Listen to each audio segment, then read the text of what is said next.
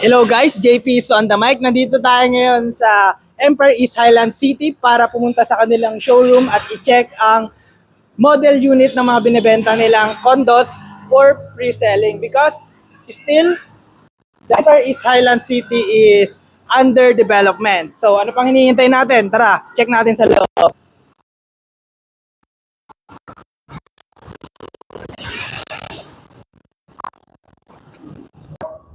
Okay guys, nandito na tayo sa studio type condo unit model.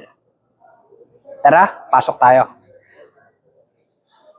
Bali guys, kaya may mga gamit na to is ito ay fully furnished na but we offered standard furnish na ang available sa kitchen ay itong lower and upper cabinet. Meron din provision para humigop ng usok kung sakaling kayo magluto. Meron siyang sink. And ito ang kanilang bathroom.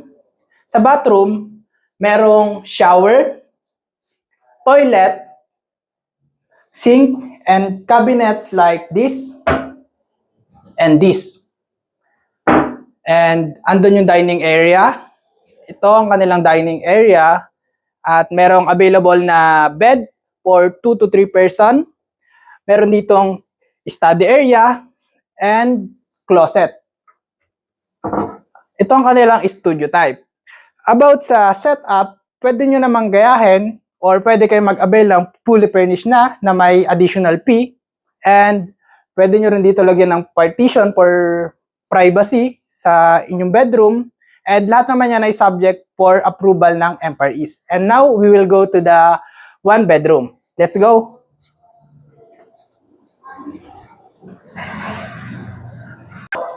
So guys, ito naman ang kanilang one bedroom. So tignan din natin.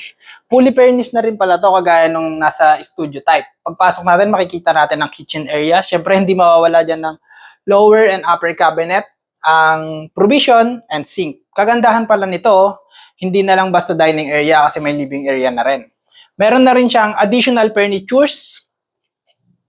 May cabinet sa patungan ng TV at nandun pala ang kanilang bathroom. Sa bathroom nito, mas malaki naman kumpara sa studio type. Siyempre, sa standard furnish, hindi naman nawawala ang kanilang shower, faucet, toilet, and sink.